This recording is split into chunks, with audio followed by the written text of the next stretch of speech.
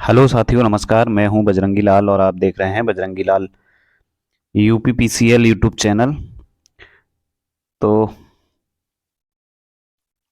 हम कर रहे थे इससे पहले की वीडियो में कंप्यूटर की परीक्षा मंथन बुक पूरी फुल डिटेल में, जिसमें हम पहले उसकी थ्योरी पढ़ते हैं, उसके बाद एक ही वीडियो में उस चैप्टर से संबंधित जितने न्यूमेरिकल मतलब जितने बहुविकल्पीय प्रश्न होते हैं या वन लाइनर प्रश्न होते हैं वो सभी उसी वीडियो में करते हैं। तो ये जरूरी नहीं है कि ये क्लास केवल टीजी2 या फिर यूपीपीसीएल से संबंधित प्रतियोगी परीक्षाओं में कंप्यूटर पूछा जाता हो उन्हीं के लिए आवश्यक है। ये क्लास उन सभी एग्जाम के लिए हेल्पफुल होगी जिनमें कंप्यूटर पूछा जाता है, चाहे वो दिल्ली पुलिस हो, चाहे यूपी ट्रिपल एससी का कोई एग्जाम हो, चाहे सीजीएल वगैरह, मतलब जिसमें भी आप जहां भी कंप्यूटर पूछा जाता है उन सभी एग्जामों के लिए ये कंप्यूटर की क्लास आपके लिए इम्पोर्टेंट होने वाली है। मेरा उद्देश्य है इसमें कि ऐसे ही क्वेश्चन क्वेश्चन पढ़ने से कुछ होगा नहीं, पहले थ्योरी पढ़ा जाए उसके बाद हम क्वेश्चन पढ़ें। और एक किताब ले लिए, हम इस किताब को हल करेंगे, उसके बाद जब ये किताब हल हो जाएगी तो किसी दूसरी किताब को हल करेंगे। इसी तरह हम काफ़ी सारा कंप्यूटर का कंटेंट पढ़ चुके होंगे। तो चलिए शुरू करते हैं हम। अगर आपने इससे पहले की क्लास पहला चैप्टर नहीं देखा हो तो जाकर चैनल पर प्ले लिस्ट है परीक्षा मंथन बुक के नाम से, उसको जाकर आप देख सकते हैं। तो अब हम शुरू करते हैं अपनी थ्योरी, और बीच में हम कोई भी डिस्टरबेंस नहीं चाहते हैं। तो दूसरा चैप्टर है, चैप्टर का नाम है, यहाँ देख रहे होंगे आप, दूसरा चैप्टर है, चैप्टर का नाम है कंप्यूटर का उद्भव एवं विकास, evolution and development of computer, computer का विकास, अवेकस, द अवेकस। यह एक प्राचीन गणना यंत्र है जिसका यह एक प्राचीन गणना यंत्र है जिसका आविष्कार प्राचीन वेबीलोन में अंकों की गणना करने के लिए किया गया था। तो अगर आपसे पूछा जाएगा कि अबेकस का जो आविष्कार किया गया वो किया गया, तो वो अंकों की गणना करने के लिए किया गया था। इसे संसार का प्रथम गणक, ये एक बहुविकल्पी प्रश्न बनेगा, ध्यान रखिएगा, संसार का प्रथम गणक यंत्र कहा जाता है। इसमें तारों मतलब वायर्स में गोलाकार बेड्स, मन के जिनको कहते हैं, पिरोई जाती हैं। इसकी सहायता से गणना को आसान बनाया जाता है। तो ये बचपन में आपने देखा होगा, या फिर आपके भाई बहन अभी छोटे होंगे, या फिर खुद आपने भी, आप भी बच्चे मतलब छोटे होंगे तब आपने देखा होगा कि ये आंगनवाड़ी वाला जो स्कूल होता है, मतलब प्ले ग्रुप के जो स्कूल होते हैं उनमें इससे गिनती हमें सिखाई जाती है। तो ये अबेकस का फोटो है, यहाँ पर आप देख रहे हैं, ये अबेकस का फोटो है। और अबेकस के बाद जो दूसरी गणना मशीन आई वो आई पास्कलाइन। क्या आई? पास्कलाइन, फ्रांस के गणितज्ञ ब्लेज पास्कल। एक चीज और बता दूं मैं यहाँ पर, ब्लेज पास्कल जो थे इन्होंने कैलकुलेटर का आविष्कार भी किया था। फ्रांस के गणितज्ञ ब्लेज पास्कल ने सन 1642 में प्रथम यांत्रिक गणना मशीन मैकेनिकल कैलकुलेटर का आविष्कार किया। ये केवल जोड़ व घटा सकती थी, मतलब इन्होंने ऐसा कैलकुलेटर बना दिया जो केवल जोड़ घटा कर सकता था। लेकिन वर्तमान में जो कैलकुलेटर है वो जोड़ घटा गुणा भाग सारी चीजें कर सकता है। अतः इसे डिंग मशीन मतलब एंडिंग मशीन भी कहा जाता था। फिर तीसरी मशीन आई डिफरेंस इंजन, तीसरा फिर एवोल्यूशन हुआ उसमें, फिर आया डिफरेंस इंजन और एनालिटिकल इंजन। पीडीएफ में इधर थोड़ा सा भाग कट गया है, इधर इधर का, तो वो मैं आपको बता रहा हूँ, ठीक है, गलती नहीं होने दूंगा, पूरी कोशिश में हूँ। ब्रिटिश गणितज्ञ चार्ल्स बेबेज ने सन 1822 डिफरेंस इंजन को आविष्कार किया जो भाप से चलता था। तो पूछा जा सकता है कि डिफरेंस इंजन किससे चलता था, मतलब उसमें इनपुट एनर्जी क्या देते थे, तो भाप, तथा गणनाएं करता था। 1842 में चार्ल्स बेबेज ने एक स्वचालित मशीन मतलब ऑटोमेटिक चलने वाली मशीन एनालिटिकल इंजन बनाया जो पंच कार्ड के दिशा निर्देशों के अनुसार कार्य करती थी तथा मूलभूत अंकगणितीय गणना जोड़ घटा गुणा भाग कर सकती थी। एनालिटिकल इंजन को विश्व का प्रथम कंप्यूटर माना जाता है। तो पूछा जाए आपसे कि विश्व का प्रथम कंप्यूटर क्या है, तो एनालिटिकल इंजन। अब आया लेडी अगस्टा। लेडी अगस्टा कौन थी, तो पढ़ लेते हैं अभी। लेडी एडा अगस्टा, लेडी एडा अगस्टा ने एनालिटिकल इंजन में पहला प्रोग्राम डाला, इसीलिए इनको क्या कहा जाता है, लेडी एडा अगस्टा को प्रथम प्रोग्रामर या कंप्यूटर की माता, इनको कंप्यूटर की माता भी कहा जाता है। कंप्यूटर का पिता किसे कहा जाता है, ये आप कमेंट बॉक्स में कमेंट करके बताइए, क्योंकि हमने पिछली क्लास में आपको ये बता दिया था। अतः इन्हें दुनिया भर का नहीं, दुनिया का प्रथम प्रोग्रामर भी कहा जाता है। उन्होंने दो अंकों की संख्या प्रणाली बाइनरी सिस्टम का आविष्कार का श्रेय भी जाता है। लो तीसरा प्रश्न फिर बना। अब लेडी अगस्टा से संबंधित 30 3 प्रश्न बनेंगे और तीनों प्रश्न कौन से हैं कि पहला प्रोग्रामर कौन थी, तो लेडी अगस्टा। कंप्यूटर की माता, तो लेडी अगस्टा। 2 अंकों की संख्या प्रणाली मतलब बाइनरी प्रणाली का आविष्कारक किसको कहा जाता है, तो ये भी लेडी अगस्टा को कहा जाता है। ये वाली लाइन जो होती है ये काफी इंपॉर्टेंट है। क्या आप जानते हैं चार्ल्स बेबेज को कंप्यूटर के क्षेत्र में उनके योगदान के लिए आधुनिक कंप्यूटर विज्ञान का जनक कहा जाता है। ठीक है, कंप्यूटर के क्षेत्र में इतना योगदान दिया उन्होंने, इसीलिए उनको कंप्यूटर का जनक कहा जाता है। फिर आया सेंसस टेबुलेटर। सेंसस मतलब जनगणना से है, यहाँ जनगणना। सन 1890 में अमेरिका के वैज्ञानिक हार्मन हेलोरिथ ने इस विद्युत चलित यंत्र का आविष्कार किया। क्या हुआ सन 1890 में अमेरिका में, क्या हुआ, जनगणना होने वाली थी, तो जनगणना को आसान बनाने के लिए उन्होंने इस मशीन को बनाया। इसका प्रयोग अमेरिकी जनगणना में किया गया। इन्हें कंप्यूटर के अनुप्रयोग के लिए मेमोरी के रूप में पंच कार्ड का प्रयोग किया। तो जो सेंसस टेबुलेटर था उसमें पूछा जाए कि मेमोरी के लिए किसका प्रयोग किया है, तो पंच कार्ड का प्रयोग किया गया। पंच कार्ड कागज का बना हुआ एक कार्ड होता था। पंच कार्ड जो होता था एक कागज का बना हुआ कार्ड होता था जिसमें पंच द्वारा छेद बनाकर कंप्यूटर डाटा तथा प्रोग्राम स्टोर किया जाता था। पंच कार्ड रीडर द्वारा पंच कार्ड पर स्टोर किए गए डाटा को पढ़ा जा सकता था। कंप्यूटर के लिए डाटा स्टोर करने से पहले पंच कार्ड का उपयोग टेक्सटाइल उद्योग में कपड़ा बुनने की मशीनों को नियंत्रित करने के लिए किया जाता था। फिर आया मार्क 1।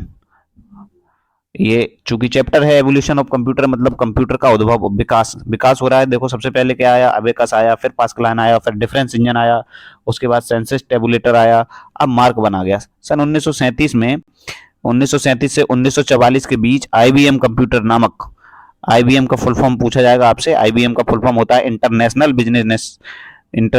बिजनेस मशीन नामक कंप्यूटर के सहयोग तथा वैज्ञानिक हार्वर्ड आइकेन के निर्देशन में विश्व के प्रथम पूर्व स्वचालित, विश्व का पहला पूरी तरह से ऑटोमेटिक इलेक्ट्रोमैकेनिकल गणना यंत्र का आविष्कार किया गया। इसे मार्क 1 का नाम दिया गया। तो ठीक है, मार्क 1 क्या था, तो विश्व का पहला ऑटोमेटिक इलेक्ट्रोमैकेनिकल गणना यंत्र, एबीसी। एबीसी का फुल फॉर्म क्या होता है, तो एबीसी का फुल फॉर्म होता है कंप्यूटर के क्षेत्र में एटानासॉफ बेरी कंप्यूटर। एटानासॉफ बेरी कंप्यूटर क्या है, देखो सन 1939 में जॉन एटानासॉफ और किलफोर्ड बेरी नामक वैज्ञानिकों ने, ये 2 वैज्ञानिक थे, दोनों वैज्ञानिकों ने क्या किया, वैज्ञानिकों ने मिलकर संसार का पहला इलेक्ट्रॉनिक डिजिटल कंप्यूटर, मतलब पहला इलेक्ट्रॉनिक डिजिटल कंप्यूटर किसने बनाया, तो ये जॉन एटानासॉफ और किलफोर्ड बेरी, इनका नाम था, इलेक्ट्रॉनिक कंप्यूटर बनाया, मतलब इसका आविष्कार किया। इन्हीं के नाम से इसे एबीसी कंप्यूटर कहा जाता है। प्रश्न बनेगा यहां से एबीसी का फुल फॉर्म क्या है। इनियक क्या है, तो देखो इनियक का फुल फॉर्म है electronic numerical integrator and calculator. सन 1946 में अमेरिकी वैज्ञानिक जेपी एकर्ट तथा जॉन मूचुली, 2 वैज्ञानिक थे इनियक का आविष्कार करने वाले, जेपी एकर्ट और जॉन मूचुली, के समान कार्यों के लिए प्रथम पूर्ण इलेक्ट्रॉनिक डिजिटल कंप्यूटर का आविष्कार किया जिसे एनियक का नाम दिया गया। इन्होंने क्या कर दिया, फुल्ली इलेक्ट्रॉनिक। इससे पहले वाला जो था वो मैकेनिकल और इलेक्ट्रॉनिक था, मतलब उसमें मैकेनिकल के भी कुछ गुण थे। अब आया एडवेक। एडवेक का फुल फॉर्म क्या होता है, ये सभी प्रश्न बनने वाले हैं, सारी फुल फॉर्म में पूछी जाती है एग्जाम में। एडवेक का फुल फॉर्म होता है electronic discrete variable automatic computer.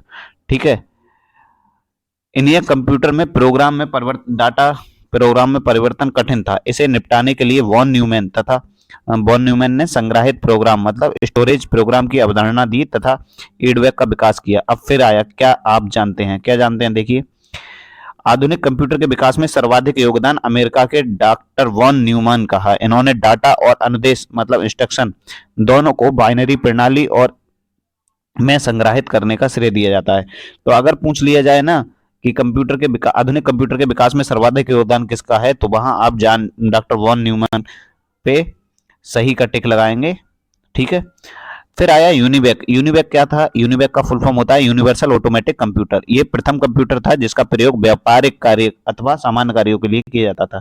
यहां से प्रश्न बनेगा कि व्यापारिक कार्यों में कौन सा कंप्यूटर प्रयोग में लाया जाता था। प्रथम व्यापारिक कंप्यूटर यूनिवेक फर्स्ट का निर्माण 1954 में जीआईसी जनरल इलेक्ट्रिक कॉर्पोरेशन ने किया था। किसने किया, GIC general electric corporation. UNIVAC के बाद अगला आया माइक्रो प्रोसेसर। 1970 में इंटेल कंपनी द्वारा प्रथम माइक्रो प्रोसेसर इंटेल 4004 के निर्माण ने कंप्यूटर क्षेत्र में एकदम से क्रांति सी ला दी। इस छोटे आकार के कंप्यूटर का निर्माण संभव हुआ। इसके कारण क्या हुआ? छोटे आकार के कंप्यूटर का निर्माण संभव हुआ, जिसे माइक्रो कंप्यूटर कहा गया। इंटेल, पेंटियम, सेलेरॉन तथा AMD वर्तमान में कुछ प्रमुख माइक्रो प्रोसेसर उत्पादक ब्रांड हैं। ठीक है, तो ये ब्रांड के नाम है कंप्यूटर के। फिर आया एप्पल, सही, हाँ, फिर आया एप्पल सेकंड। क्या आया? Apple second. एप्पल सेकंड कब आया देख लीजिए एप्पल सेकंड के बारे में। वर्ष 1977 में प्रथम व्यावसायिक micro computer, first business micro computer का निर्माण किया गया, जिसे एप्पल सेकंड के नाम से जाना गया।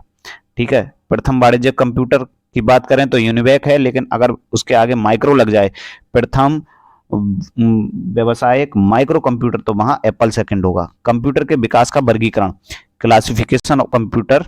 ये देखिए, कंप्यूटर के विकास का वर्गीकरण जो है, मतलब classification of development of computer. तो हार्डवेयर के प्रयोग के आधार पर जो कंप्यूटर का वर्गीकरण किया गया है वो 5 पीढ़ी है। पहली पीढ़ी, दूसरी पीढ़ी, तीसरी पीढ़ी, चौथी पीढ़ी और 5वीं पीढ़ी। कौन सी पीढ़ी में किसका प्रयोग किया गया ये भी बताया जाएगा आगे, पढ़िए चैप्टर। कार्य पद्धति के आधार पर कितने प्रकार के कंप्यूटर होते हैं? तो कार्य पद्धति के आधार पर 3 प्रकार के होते हैं। एनालॉग कंप्यूटर, दूसरा डिजिटल कंप्यूटर और तीसरा हाइब्रिड कंप्यूटर। फिर है आकार के आधार पर और कार्य के आधार पर। ये फिर 4 प्रकार के कंप्यूटर होते हैं। Main frame computer, mini computer, micro computer और सुपर कंप्यूटर। हार्डवेयर के उपयोग के आधार पर कंप्यूटरों को विभिन्न पीढ़ियों, मतलब जनरेशनों में बांटा गया है। अब देखिए, अब हम पढ़ते हैं सबसे पहली पीढ़ी, और इससे बहुत सारे प्रश्न बनते हैं। पहली पीढ़ी में क्या प्रयोग किया गया, पहली पीढ़ी कब से चालू हुई, इससे संबंधित प्रश्न बनते हैं। तो पहली पीढ़ी के कंप्यूटर के निर्माण में निर्वात ट्यूब, जिसको अंग्रेजी में वैक्यूम ट्यूब्स का कहा जाता है, का प्रयोग किया गया, जिससे बल्ब भी कहा जाता है। ये थी कुछ इस प्रकार की ट्यूब। अगर आपके घर पे पहले LED जो अभी आ गई हैं, LCD आ गई हैं, उससे पहले जो टीवी होती थी उनमें ये इस प्रकार की कुछ प्रयोग की जाती थी, निर्वात ट्यूब जिनको बोलते थे। सॉफ्टवेयर मशीनी भाषा तथा निम्न स्तरीय प्रोग्रामिंग भाषा में तैयार किया गया था। निर्वात ट्यूब में जो होती थी उसमें किसका प्रयोग किया जाता था? सॉफ्टवेयर के लिए मशीनी भाषा और मतलब निम्न स्तरीय प्रोग्रामिंग भाषा में इसकी जो लैंग्वेज होती थी वो तैयार होती थी। डाटा तथा सॉफ्टवेयर के भंडारण के लिए पंच कार्ड तथा पेपर टेप का प्रयोग किया जाता था। दूसरी लाइन ये। तीसरा है कंप्यूटर का गणना समय गति मिली सेकंड में। मिली का मतलब होता है 1000 से बटे में, तो इसकी जो गणना करने का समय था वो 1 मिली सेकंड लगभग था। पहली पीढ़ी के कंप्यूटर का उपयोग मुख्यतः वैज्ञानिक अनुसंधान तथा सैन्य कार्यों में किया गया। तो पहली पीढ़ी में जो कंप्यूटर बने थे उनको डायरेक्टली पब्लिक के हाथों में नहीं दिया गया था। ये सबसे पहले हम कहाँ पर प्रयोग किए गए थे? तो वैज्ञानिक कार्यों में और सैनिक कार्यों में, मतलब सुरक्षा से संबंधित कार्यों में इनको प्रयोग किया गया था। इसके बाद आता है ये आकार में बड़े, मतलब बल्कि और अधिक ऊर्जा। जब आकार में बड़े होंगे तो ऊर्जा भी अधिक खाएंगे। ठीक है, इनमें त्रुटि होने की संभावना भी अधिक रहती थी। इनका संचालन एक खर्चीला काम था।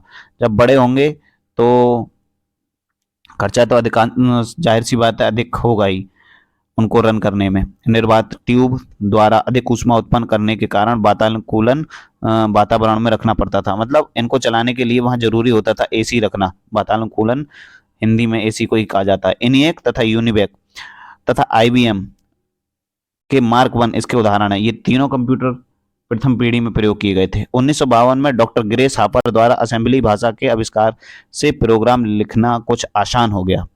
दूसरी पीढ़ी के कंप्यूटर, ठीक है, अब दूसरी पीढ़ी पर आ गए हम। टोटल 5 पीढ़ियां हैं। दूसरी पीढ़ी के कंप्यूटर में निर्वात ट्यूब की जगह सेमीकंडक्टर ट्रांजिस्टर, जो आप इंटर में पढ़ते होंगे, PNP और NPN ट्रांजिस्टर, ये यहाँ पर इसका प्रतीक भी दिखाया गया है, ट्रांजिस्टर का प्रयोग किया जाने लगा। ठीक है, कंप्यूटर के लिए सॉफ्टवेयर तथा उच्च स्तरीय असेंबली भाषा, हाई लेवल असेंबली लैंग्वेज में तैयार किया गया, जो सॉफ्टवेयर बनाया गया था। असेंबली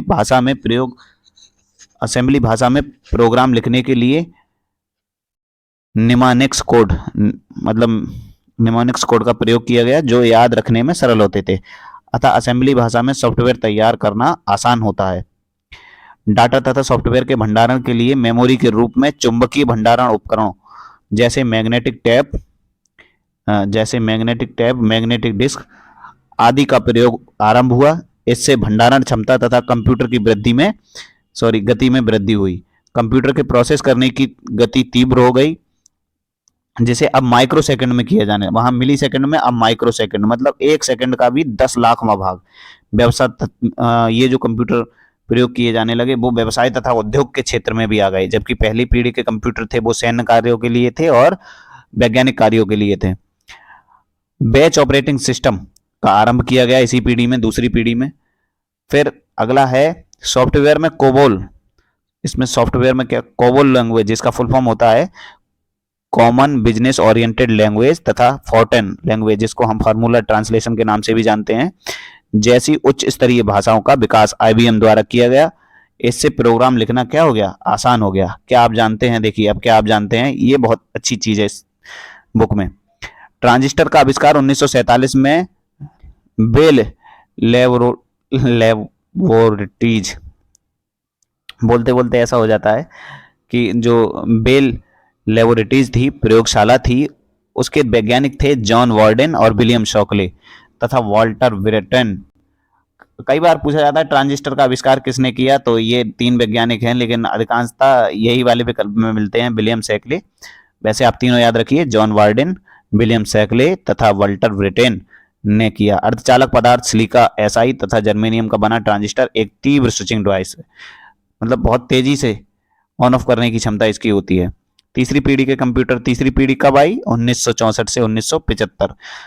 एक चीज हम भूल गए पहली और दूसरी पीढ़ी पढ़ने में। देखो पहली पीढ़ी का प्रारंभ कब से हुआ, तो यहाँ से है पहली पीढ़ी, यहाँ है पहली पीढ़ी, ये इस पेज पे स्टार्टिंग में पहली पीढ़ी 1942 से 1955, ये यहाँ पर देखिए 9 साल का डिफरेंस है। पहली पीढ़ी आई 1942 से 1955, कितने साल हो गया, 8 और 5 13 साल चली ये पहली पीढ़ी। दूसरी पीढ़ी में देखिए, दूसरी पीढ़ी आई फिर 55 से 64 तक, ये 9 साल चली, मतलब पहले में 13 साल का डिफरेंस है। 42 से स्टार्ट कर दीजिएगा, 1942 से, तो पहले में 13 साल जोड़िए, फिर दूसरे में 9 साल, ठीक है, 55 से 64। और तीसरी पीढ़ी का प्रारंभ हुआ है, तीसरी पीढ़ी, दूसरी हमने पढ़ ली, हाँ तीसरी पीढ़ी हुई है 64 से 75, इसमें भी 9 साल है, तो 13, पहली पीढ़ी 42 से स्टार्ट कर दीजिए 1942, फिर इसमें 13 जोड़िए, दूसरी पीढ़ी, फिर 9 जोड़िए, तीसरी पीढ़ी, ठीक है। तो अब तीसरी पीढ़ी हम पढ़ते हैं। तीसरी पीढ़ी के कंप्यूटरों में ट्रांजिस्टर की जगह इंटीग्रेटेड सर्किट चिप, जिसको हम आईसी कहते हैं, का प्रयोग हुआ, जिससे कंप्यूटर का लघु रूपण, मतलब और छोटा रूप, एसएसआई, स्मॉल स्केल इंटीग्रेशन, ये प्रत्येक एब्रीविएशन जिसको बोलते हैं फुल फॉर्म, ये प्रत्येक फुल फॉर्म एक क्वेश्चन के रूप में आपको मिलेंगी एग्जाम में, इसीलिए बिल्कुल भी दिमाग इधर उधर रखने की गलती बिल्कुल ना करें और ध्यान से किताब पढ़ें, ठीक है। आगे हैं, इधर आ गए हम, आईसी चिप यहाँ पर दिखाई गई है, एसएसआई, उसके बाद MSI, medium scale integration, SSI का फुल फॉर्म होता है स्मॉल स्केल इंटीग्रेशन, का विकास हुआ, जिसमें एक इंटीग्रेटेड सर्किट चिप के सैकड़ों इलेक्ट्रॉनिक उपकरणों जैसे ट्रांजिस्टर, प्रतिरोध तथा संधारित्र का निर्माण हुआ। तो तीसरी पीढ़ी तो एकदम से मतलब युग परिवर्तक पीढ़ी समझ लो आप, इसमें ट्रांजिस्टर भी आ गया, रजिस्टर आ गया, कैपेसिटर आ गया, इनपुट तथा आउटपुट उपकरणों के रूप में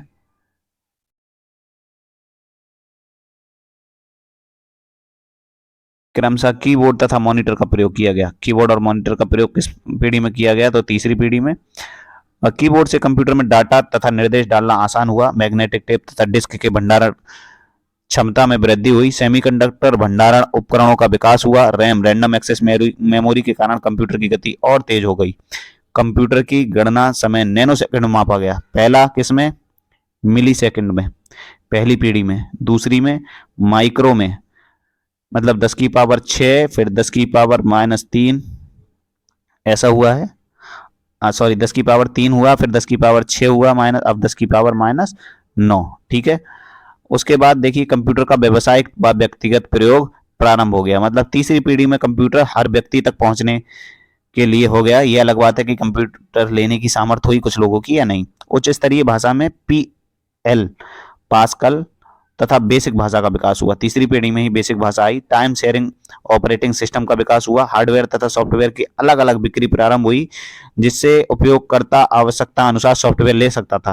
पहले क्या होता था, मतलब दूसरी पीढ़ी तक क्या होता था, हार्डवेयर और सॉफ्टवेयर आपको एक ही साथ खरीदना है।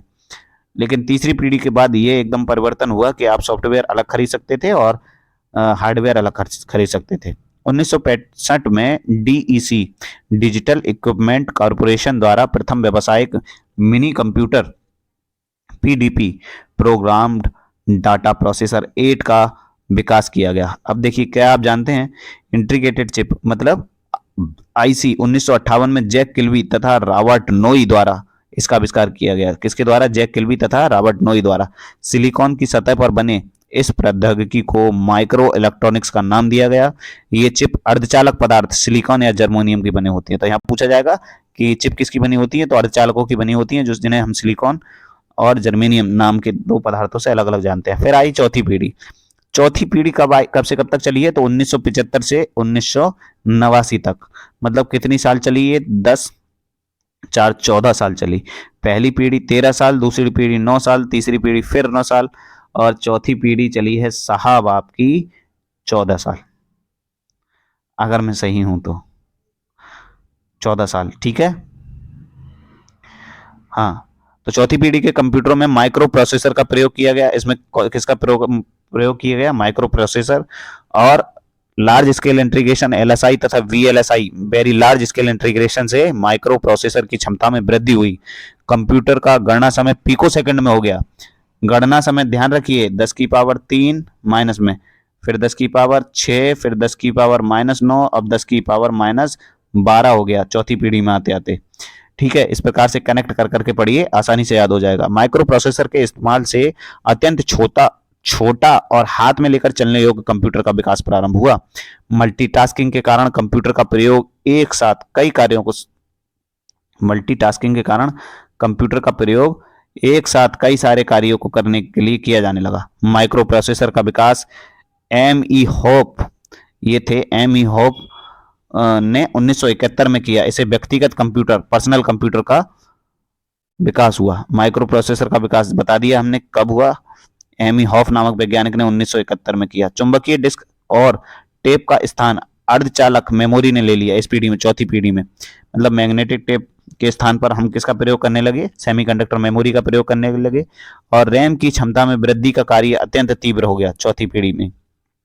उच्च गति वाले कंप्यूटर नेटवर्क जैसे लैन वैन, ये सारे इसी पीढ़ी में आए हैं। तो ये भी प्रश्न बन सकता है कि लैन वैन का विकास कब हुआ? चौथी पीढ़ी में। समांतर कंप्यूटिंग, पैरेलल कंप्यूटिंग तथा मल्टीमीडिया का प्रचलन हुआ। 1981 में आईबीएम इंटरनेशनल बिजनेस मशीन ने माइक्रो कंप्यूटर का विकास किया, जिसे पीसी पर्सनल कंप्यूटर कहा गया। सॉफ्टवेयर के ग्राफिकल यूजर इंटरफेस, देखिए जीयूआई का फुल फॉर्म पूछा जाता है, तो ग्राफिकल यूजर इंटरफेस के विकास ने कंप्यूटर के उपयोग को सरल बनाया। ऑपरेटिंग सिस्टम में एमएस डॉस, एमएस विंडोज तथा एप्पल ऑपरेटिंग सिस्टम आ गया। देखिए चौथी पीढ़ी कितनी ज्यादा क्रांति लेकर आई है कंप्यूटर के क्षेत्र में। उच्च स्तरीय भाषा में सी भाषा का विकास हुआ, जिसमें प्रोग्रामिंग सरल थी। उच्च स्तरीय भाषा का मानकीकरण किया गया ताकि किसी प्रोग्राम को सभी कंप्यूटर में चलाया जा सके। अब रोचक तथ्य देखिए, मूर के नियम के अनुसार, मूर एक वैज्ञानिक थे, प्रत्येक 18 माह में चिप में उपकरणों की संख्या कितनी हो जाती है? दोगुनी हो जाएगी। मूर ने एक नियम दिया कि प्रत्येक 18 माह में चिप में जो उपकरण होंगे उनकी संख्या कितनी हो जाएगी? दुगनी। यूएलएसआई ने एक चिप पर 1 करोड़ इलेक्ट्रॉनिक डिवाइस बनाए जा सकते हैं। यूएलएसआई में एक चिप पर कितने डिवाइस बनाए जा सकते हैं? 1 करोड़। सोच के देखिए, कल्पना करिए। अब पांचवी पीढ़ी 1989 से अब तक चल रही है। ठीक है, तो अभी हम कौन सी पीढ़ी में जी रहे हैं? पांचवी पीढ़ी में। Ultra large scale integration, ULSI का प्रयोग पांचवी पीढ़ी में किया गया, जबकि चौथी पीढ़ी में किसका? वीएलएसआई का प्रयोग किया गया था। से करोड़ों इलेक्ट्रॉनिक उपकरणों से युक्त माइक्रो प्रोसेसर चिप का विकास हुआ। इससे अत्यंत छोटे तथा हाथ में लेकर चलने योग्य कंप्यूटरों का विकास हुआ, जिसकी गणना क्षमता अत्यंत तीव्र तथा अत्यधिक है। मल्टीमीडिया तथा एनिमेशन के कारण कंप्यूटर का शिक्षा तथा मनोरंजन आदि के लिए भरपूर उपयोग किया जाने लगा। इंटरनेट तथा सोशल मीडिया के विकास ने सूचनाओं के आदान प्रदान तथा एक दूसरों से संपर्क करने के तरीकों में क्रांतिकारी परिवर्तन कर दिए। अभी हमने जो देख रहे हैं, भंडारण के लिए ऑप्टिकल डिस्क, मतलब हम स्टोरेज के लिए हम optical disc, CD, DVD, Blu ray disc का विकास हुआ, जिनकी भंडारण क्षमता अत्यंत उच्च थी। एक चीज बताऊं आपको मैं भंडारण क्षमता के मामले में, आ गई तो बता ही देता हूँ। कुछ समय पहले हमारे मतलब हम सीडी देखा करते थे गांव में, तो ऐसे गोल होती थी उसमें, मतलब बीच में ऐसे खराब होने के बाद हम चक्कर बना लेते थे उसका कि हमारे हाथ में चक्कर हो गया। सीडी की जो कैसेट होती थी ना, सीडी में एक ही फिल्म आती थी। मैं मेमोरी की क्षमता की बात बता दूं, कैसे मेमोरी एक्सपेंड हुई। उसके बाद आई डीवीडी। फिर डीवीडी में एक ही कैसेट में 4 से 5 मूवी आ जाती थी। कितनी? 4 से 5। तो ये स्टोरेज क्षमता की बात है, और वो भी एचडी में। जबकि एक फिल्म सीडी में क्या होती थी, 2 प्रिंटों में होती थी। मतलब ये 2 सीडी लिए जाती थी, तो एक फिल्म अलग अलग 2 प्रिंटों में होती थी। लेकिन डीवीडी जैसे ही आई, डीवीडी में क्या होता था कि एक ही सीडी में कई सारी फिल्में आ जाती थी। उसके बाद तो आईसी चिप आ गई। चिप में तो फिर कुछ पूछो ही मत, आप क्या क्या कितनी कितनी फिल्में और कितने गाने, कितना डाटा हम उसमें स्टोर रख सकते थे। 2 माइक्रो प्रोसेसर को एक साथ जोड़कर तथा पैरेलल प्रोसेसिंग द्वारा कंप्यूटर प्रोसेस की गति अत्यंत तीव्र बनाई गई 5वीं पीढ़ी में। नेटवर्किंग के क्षेत्र में इंटरनेट, ईमेल तथा वर्ल्ड वाइड वेब WWW का विकास हुआ। सूचना प्रौद्योगिकी, सूचना राजमार्ग का की अवधारणा का विकास हुआ 5वीं पीढ़ी में। नए कंप्यूटर में कृत्रिम ज्ञान क्षमता, आर्टिफिशियल इंटेलिजेंस डालने के प्रयास चल रहे हैं, ताकि कंप्यूटर परिस्थितियों के अनुकूल स्वयं निर्णय ले सके। मतलब चिट्ठी मूवी जैसा हाल नहीं हो। आपने देखी है रोबोट मूवी? रोबोटिक्स में इसका प्रयोग किया जा रहा है। मैग्नेटिक बबल मेमोरी के भंडारण के प्रयोग से भंडारण क्षमता में क्या हो गई? वृद्धि हो गई। पोर्टेबल पीसी और डेस्कटॉप ने कंप्यूटर को जीवन के लगभग क्या किया?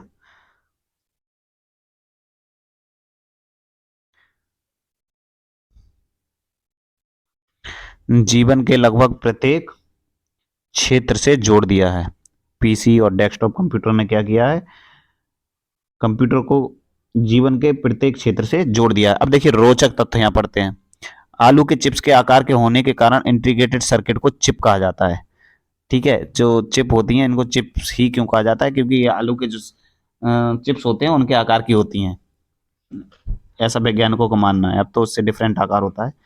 पीढ़ियाँ यहाँ पर देख लीजिए, ये चार्ट एक बार याद कर लीजिए और स्क्रीनशॉट ले लीजिए, आपकी सुविधा अनुसार जैसा रहेगा। देखो, प्रथम पीढ़ी मैंने बताया 1942 से 1955, निर्वात ट्यूब का प्रयोग किया गया। सॉफ्टवेयर मशीनी भाषा थी और बाइनरी 0 1 स्टोर प्रोग्राम के लिए। मेमोरी के लिए पंच कार्ड और पेपर टेप का प्रयोग किया गया। समय इसका था मिली सेकंड में 10⁻³ उपयोग वैज्ञानिक कार्य और रक्षा अनुप्रयोगों में। विशेषताएं थी वैद्युत और मशीन, यांत्रिक मशीन पर। उदाहरण है एनिएक, एडवेक और यूनिवेक।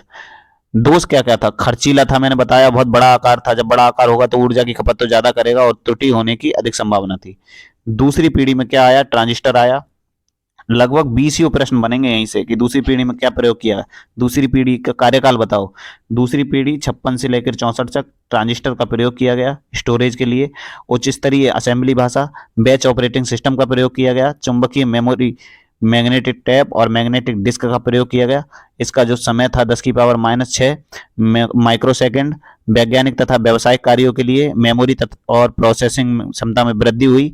IBM 1401, यूनिवेक, PDP-8 इसी पीढ़ी के कंप्यूटर हैं। खर्चीला है और इसका दोष है खर्चीला है, अपेक्षाकृत छोटा है और तीव्र है। तीसरी पीढ़ी आई 1965 से 1975 तक, ये लगभग 10 साल चली मान के चलिए। इंटीग्रेटेड चिप, SSI और MSI इसी पीढ़ी में आए। SSI का फुल फॉर्म क्या होता है, MSI का फुल फॉर्म क्या होता है, याद है तो कमेंट बॉक्स में बता दीजिएगा। चलिए हम ही बता देते हैं। स्मॉल स्केल इंटीग्रेशन और मीडियम स्केल इंटीग्रेशन। उच्च स्तरीय भाषा का मानकीकरण किया गया। टाइम शेयरिंग ऑपरेटिंग सिस्टम आया तीसरी पीढ़ी में। चुंबकीय भंडारण क्षमता में वृद्धि हुई। नैनो सेकंड इसकी कार्य करने की जो समय था वो नैनो सेकंड में हो गया। कंप्यूटर का व्यक्तिगत उपयोग किया जाने लगा। तो ये प्रश्न बनेगा कि किस पीढ़ी में कंप्यूटर का व्यक्तिगत उपयोग किया जाने लगा? तो तीसरी पीढ़ी में। हार्डवेयर और सॉफ्टवेयर की अलग अलग बिक्री होनी संभव हुई। कीबोर्ड और मॉनिटर का प्रयोग भी इसी पीढ़ी में हुआ। IBM 360, PDP-11। ये कंप्यूटर में दोष क्या थे? अपेक्षाकृत तीव्र थे। दोष क्या है? गुण गुण समझ लीजिए। छोटे और सस्ते थे, उपयोग में आसान थे। चतुर्थ पीढ़ी आई। अब चतुर्थ पीढ़ी का समय क्या है? 76 से लेकर 1989। मतलब 1989। Micro processor VLSI computer network का विकास, पर्सनल कंप्यूटर इसी पीढ़ी में आया। ग्राफिकल यूजर इंटरफेस जिसको हमने बताया GUI का फुल फॉर्म है ये। यूनिएक्स और सी भाषा का प्रयोग किया गया। पर्सनल कंप्यूटर के लिए ऑपरेटिंग सिस्टम आ गया। सेमीकंडक्टर मेमोरी का प्रयोग किया गया। इसकी जो कार्य करने की जो समय था वो कितना था, पिको सेकेंड। और कंप्यूटर का व्यावसायिक उत्पादन किया गया इसी पीढ़ी में। व्यक्तिगत उपयोग में और ज्यादा वृद्धि हो गई। एक साथ कई कार्य करने की क्षमता हो गई। IBM PC, एप्पल PC इसी पीढ़ी कंप्यूटर हैं। अपेक्षाकृत सस्ता था, तीव्र था, उच्च क्षमता युक्त था और उपयोग में आसान। अब अंतिम पीढ़ी की बात करते हैं। चार्ट हमारा कंप्लीट हो चुका है। पांचवी पीढ़ी 1990 से अब तक चल रही है। ULSI और SLSI दोनों इसी पीढ़ी में प्रयोग की गई। नोटबुक, लैपटॉप, इंटरनेट का विकास इसी पीढ़ी में किया गया। इंटरनेट तथा मल्टीमीडिया सॉफ्टवेयर, पैरेलल प्रोसेसिंग भी इसी पीढ़ी में आई। ऑप्टिकल डिस्क, वर्चुअल मेमोरी, विशाल भंडारण क्षमता हो गई। इंटरनेट और सोशल मीडिया के द्वारा मनोरंजन होने लगा। प्लग एंड प्ले का प्रयोग इस पीढ़ी में किया गया। IBM notebook, pen drive, Pentium PC, supercomputer सब इसी पीढ़ी के उदाहरण हैं। ये अत्यंत छोटे होते हैं और तीव्र होते हैं, ये उसका गुण है। ठीक है, अब हम आगे चलते हैं। अगली पीढ़ी के कंप्यूटर, अगली पीढ़ी नेक्स्ट जनरेशन के जो कंप्यूटर होंगे वो कौन कौन से होंगे। Nano computer. नैनो कंप्यूटर जैसा मैंने बताया 10⁻⁹ नैनो ट्यूब्स जिसका व्यास 1 नैनोमीटर 1 × 10⁻⁹ मीटर तक हो सकता है के प्रयोग से अत्यंत छोटे एवं विशाल क्षमता वाले कंप्यूटर के विकास की कल्पना की गई। नैनो टेक्नोलॉजी में पदार्थ की आणविक संरचना का प्रयोग किया गया। अब प्रश्न बनेगा किस टेक्नोलॉजी में पदार्थ की आणविक संरचना का प्रयोग किया गया, तो कौन सी टेक्नोलॉजी में, नैनो टेक्नोलॉजी में। अगला है क्वांटम कंप्यूटर। क्वांटम कंप्यूटर काफी इंपॉर्टेंट कंप्यूटर है। क्वांटम कंप्यूटर विद्युतीय किरणों में ऊर्जा इलेक्ट्रॉनों की उपस्थिति के कारण होती है। ये इलेक्ट्रॉन अपने कक्ष में तेजी से भ्रमण करते हैं। इस कारण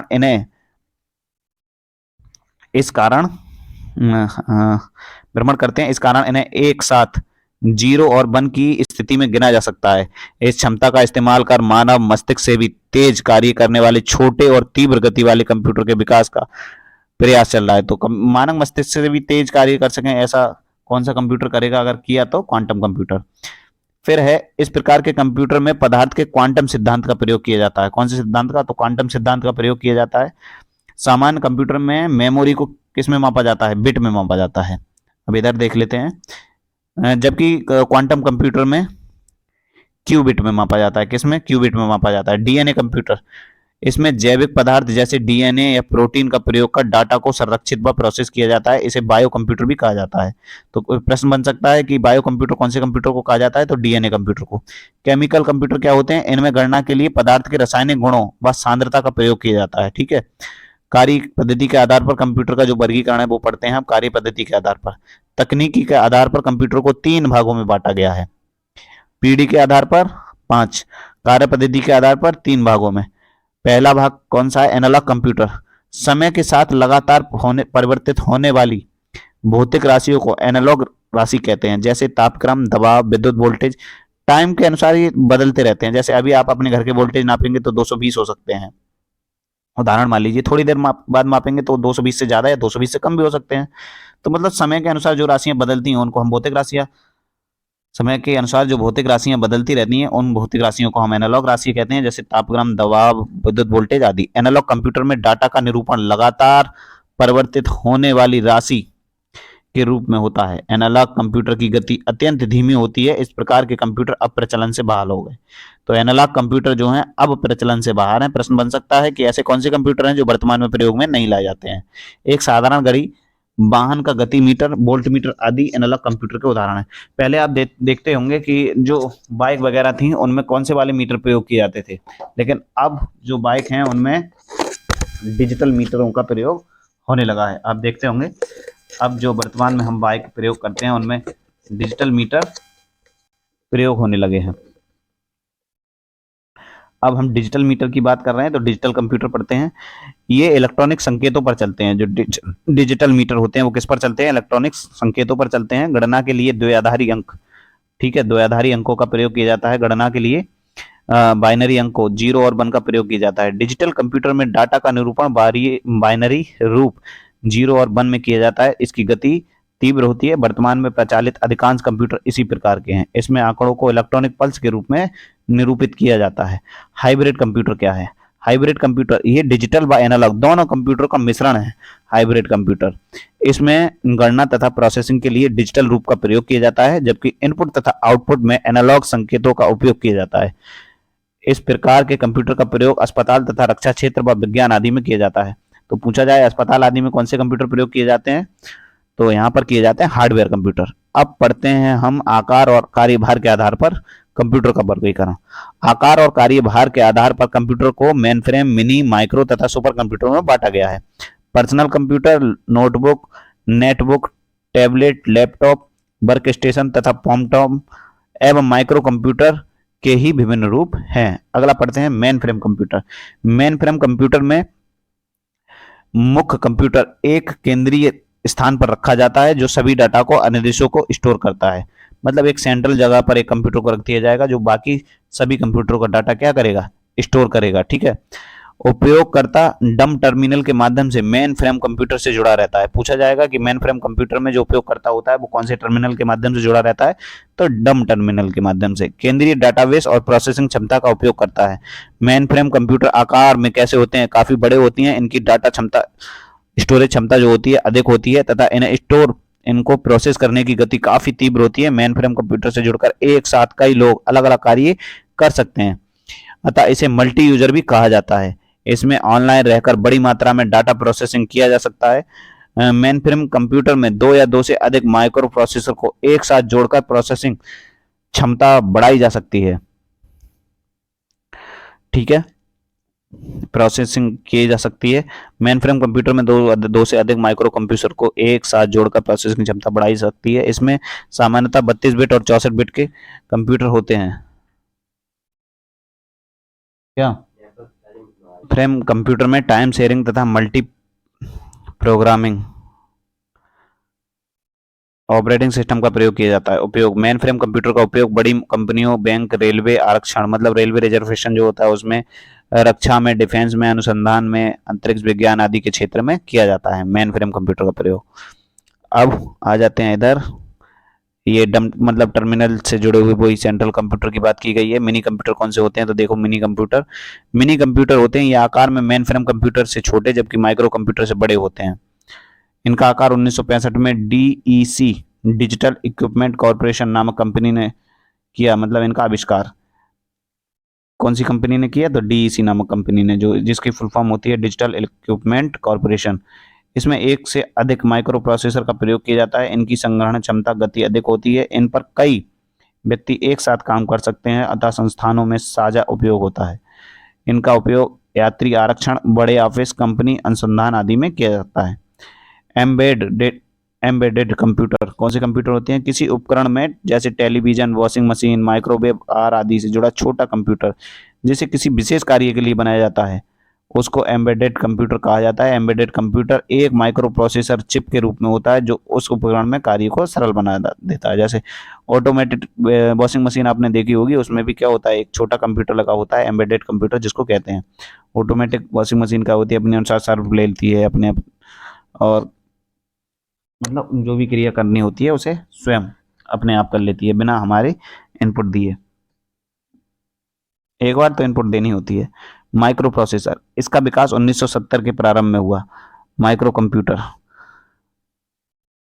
जब CPU ने माइक्रो प्रोसेसर का उपयोग किया जाने लगा, CPU में इसका विकास सर्वप्रथम IBM कंपनी ने 1864, 1632 आदि माइक्रो प्रोसेसर का प्रयोग किया जाता है। VLSI very large scale integration और ULSI ultra large scale integration से माइक्रो प्रोसेसर के आकार में क्या हो गया, कमी आ गई, जबकि क्षमता कई गुना बढ़ गई। और मल्टीमीडिया और इंटरनेट के विकास ने माइक्रो कंप्यूटर की उपयोगिता को हर क्षेत्र में पहुंचा दिया।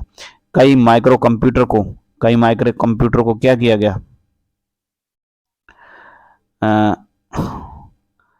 कई माइक्रो कंप्यूटर को संचार माध्यम द्वारा आपस में जोड़कर कंप्यूटर नेटवर्क बनाया गया। Notebook computer, netbook computer, telephone, tablet व स्मार्टफोन माइक्रो कंप्यूटर के ही विभिन्न रूप हैं। अब देखिए रोचक तथ्य, कंप्यूटर निर्माण उद्योग में अग्रणी होने के कारण भारत का बेंगलुरु शहर सिलिकॉन वैली के नाम से प्रसिद्ध है। तो ये प्रश्न पूछा जाता है, भारत में सिलिकॉन वैली किसे कहते हैं। अब देखिए उपयोग, घर, ऑफिस, विद्यालय, व्यापार, उत्पादन, रक्षा, मनोरंजन, चिकित्सा आदि अनगिनत क्षेत्रों में इसका उपयोग किया जाता है। अब आता है साहब आपका पर्सनल कंप्यूटर। पर्सनल कंप्यूटर, व्यक्तिगत कंप्यूटर एक ही नाम है। इसे डेस्कटॉप कंप्यूटर भी कहा जाता है। आजकल प्रयुक्त होने वाली पीसी मतलब पर्सनल कंप्यूटर को वास्तव में माइक्रो कंप्यूटर ही है। इसमें कीबोर्ड, मॉनिटर तथा सिस्टम यूनिट होते हैं। सिस्टम यूनिट में CPU, central processing unit, memory तथा अन्य हार्डवेयर होते हैं। ये छोटे आकार का सामान्य कार्यों के लिए बनाया गया कंप्यूटर है। इस पर एक बार में एक ही व्यक्ति कार्य कर सकता है, इसी कारण से पर्सनल कंप्यूटर कहते हैं। ठीक है, इसका ऑपरेटिंग सिस्टम एक साथ कई कार्य करने की क्षमता रखता है। इसका जो ऑपरेटिंग सिस्टम होता है वो क्या करता है, जैसे यही लैपटॉप मान लीजिए, इसमें एक बार में काम तो एक ही व्यक्ति करेगा। ऐसा तो कभी नहीं देखा होगा आपने कि एक बार में 2 या 4 व्यक्ति एक ही लैपटॉप पर काम कर रहे हैं, पर एक व्यक्ति एक ही बार में कई सारे काम कर सकता है। मतलब गाने भी सुन सकता है, वीडियो चला सकता है, दूसरा उसमें अपनी कोई फाइल बना सकता है, इंटरनेट से जीमेल भेज सकता है, मेल पा सकता है, गाने डाउनलोड कर सकता है या कुछ और भी जानकारी पीडीएफ वगैरह डाउनलोड कर सकता है। पीसी को टेलीफोन और मॉडेम की सहायता से आपस में इंटरनेट से जोड़ा जा सकता है। कुछ प्रमुख पीसी निर्माण, पीसी यहाँ पे मतलब है पर्सनल कंप्यूटर निर्माता कंपनियां हैं आईबीएम, लेनोवो, एप्पल, कंपैक, एचसीएल और एचपी। ठीक है, इसका उपयोग पीसी का विस्तृत उपयोग घर, ऑफिस, व्यापार, शिक्षा, मनोरंजन, डाटा संग्रहण मतलब डाटा स्टोर करना, प्रकाशन आदि के कार्यों में किया जाता है। पीसी का विकास कब हुआ, तो 1981 में हुआ, जिसमें माइक्रो प्रोसेसर 8088 का प्रयोग किया गया। इसमें हाई डिस्क नहीं है, इसमें हार्ड डिस्क ड्राइव लगाकर उसकी क्षमता बढ़ाई गई और इसे PCXT personal computer extend technology का नाम दिया गया। 1984 में नए माइक्रो प्रोसेसर कंप्यूटर 80286 से बने पीसी को PCAT personal computer advance technology नाम दिया गया। वर्तमान पीढ़ी के सभी कंप्यूटर पर्सनल कंप्यूटर को PCAT ही कहा जाता है। तो PCAT हमने नया शब्द जाना, पर्सनल कंप्यूटर एडवांस टेक्नोलॉजी। फिर है वर्क स्टेशन। वर्क स्टेशन क्या होता है, देखिए ये एक शक्तिशाली पीसी है जो अधिक प्रोसेसिंग क्षमता, विशाल भंडारण और बेहतर डिस्प्ले को ध्यान में रखकर बनाया जाता है। इस पर एक बार में एक ही व्यक्ति कार्य करता है। इसका उपयोग कहाँ किया जाता है, वैज्ञानिक कार्य, इंजीनियरिंग कार्य, भवन निर्माण आदि क्षेत्रों में व्यक्तिगत परिस्थितियों को उत्पन्न कर इसका अध्ययन करने के लिए। ठीक है, हम इसको प्रयोग करते हैं अध्ययन करने के लिए। अगला है नोटबुक या लैपटॉप, नोटबुक कंप्यूटर या लैपटॉप कंप्यूटर। नोटबुक जो कंप्यूटर होता है उसको हम लैपटॉप भी कहते हैं। ये नोटबुक के आकार का एक छोटा कंप्यूटर है। लैपटॉप होता है हमारा नोटबुक जैसा ही दिखता है, जिसको हम ब्रीफ केस में रखकर कहीं ले या लाया जा सकता है। इसे पर्सनल कंप्यूटर की सभी विशेषताएं मौजूद होती हैं इसमें, चूंकि इसका उपयोग गोद पर रखकर किया जाता है। ठीक है, लैपटॉप का उपयोग आपने गोद पर रखकर देखा होगा, अधिकांश लोग करते हैं, मैं खुद करता हूँ, कभी कभी आप भी करते होंगे।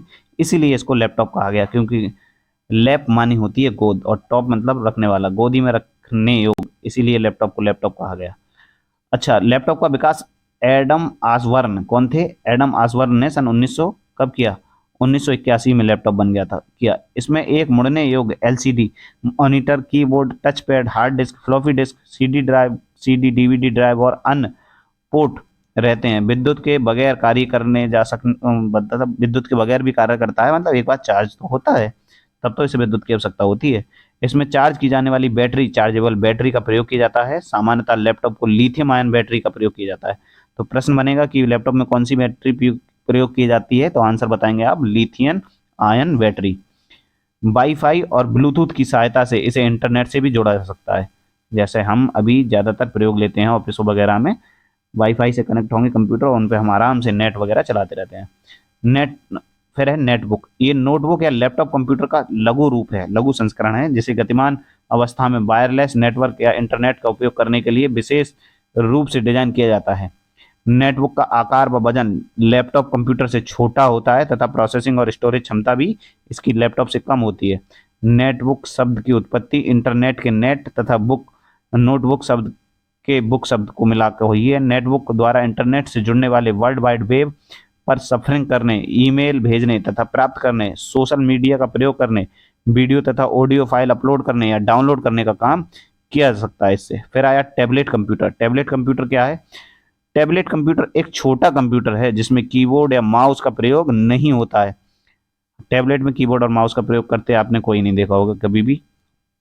इसमें इनपुट के लिए स्टाइलस, एक पेन होता है जिसको हम स्टाइलस बोलते हैं, पेन या टच स्क्रीन तकनीक का प्रयोग किया जाता है। टैबलेट में डाटा डालने के लिए वर्चुअल ऑन स्क्रीन कीबोर्ड का प्रयोग किया जाता है। इसे वायरलेस नेटवर्क द्वारा इंटरनेट से भी जोड़ा जा सकता है। इसका प्रयोग स्मार्टफोन की तरह किया जाता है। भैया कमेंट में एक बार बता देना क्लास कैसी लग रही है। बहुत ही ज़्यादा मेहनत लग रही है, सच बता रहे हैं, बहुत मेहनत लग रही है इसको पढ़ने में और आप तक क्लास पहुँचाने में। चूँकि टैबलेट और क्लास अगर अच्छी लग रही हो तो चैनल को सब्सक्राइब भी कर देना। चूँकि टैबलेट कंप्यूटर का जो प्रयोग है हाथ में रखकर किया जाता है, अतः इसे हैंड हेल्ड कंप्यूटर भी कहा जाता है। एप्पल कंपनी का आईपैड टैबलेट कंप्यूटर का ही एक उदाहरण है। फिर आया पॉम टॉप। पॉम मानी होती है हथेली और टॉप मानी रखने योग्य। ये बहुत ही हथेली में रखने योग्य कंप्यूटर होता है पॉम टॉप। ये बहुत ही छोटा कंप्यूटर है जिसे हाथ में रखकर कार्य किया जा सकता है। इसे मिनी लैपटॉप भी कहा जाता है। क्या कहा जाता है? इसको हम मिनी लैपटॉप भी कहते हैं। कीबोर्ड की जगह इसमें आवाज द्वारा इनपुट दिया जाता है। इसमें पेमटॉप में जो इनपुट दिया जाता है वो किसके द्वारा दिया जाता है? तो आवाज से। पीडीए का फुल फॉर्म क्या होता है? पर्सनल डिजिटल असिस्टेंट भी एक छोटा कंप्यूटर है जिसे नेटवर्क से जोड़कर अन्य कार्य किए जा सकते हैं। जैसे फोन की तरह भी इसको हम प्रयोग में ले सकते हैं।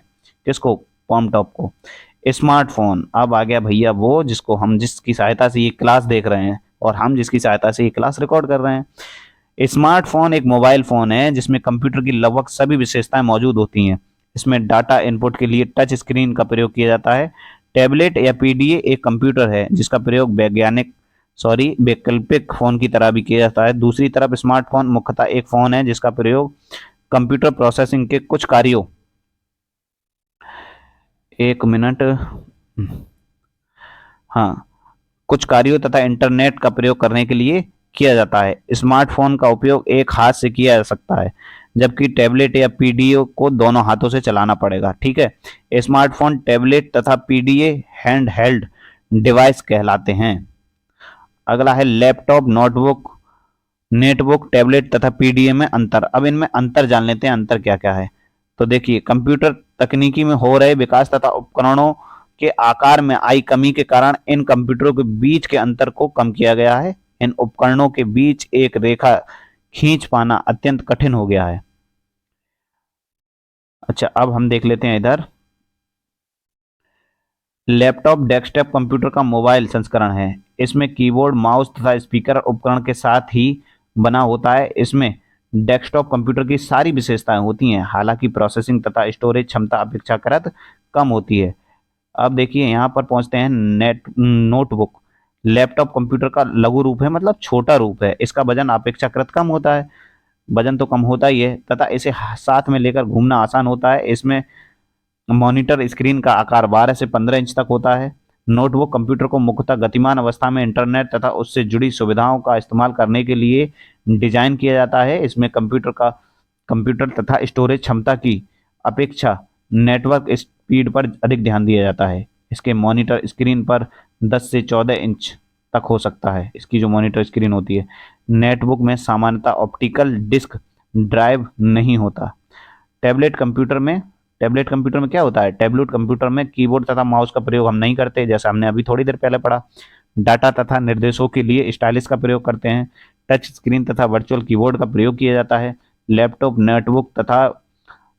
नेटबुक का प्रयोग गोद में रखकर किया जा सकता है, जबकि टैबलेट कंप्यूटर तथा स्मार्टफोन का प्रयोग हम हाथ में पकड़कर कर सकते हैं। कहने का मतलब यही है, यहाँ पर अलग अलग बता दिया। अब बाकी जो अलग अलग पढ़ाए गए थे, यहाँ सारी चीज़ों की जो विशेषताएं हैं वो एक साथ बता दी हैं। फिर आता है साहब आपका सुपर कंप्यूटर, काफ़ी इंपॉर्टेंट है, पढ़ते हैं। अत्यधिक तीव्र प्रोसेसिंग शक्ति और विशाल भंडारण क्षमता वाले कंप्यूटर को हम सुपर कंप्यूटर कहते हैं। सुपर कंप्यूटर का निर्माण उच्च क्षमता वाले हजारों प्रोसेसर को एक साथ समांतर में, मतलब पैरेलल में कनेक्ट करके किया जाता है।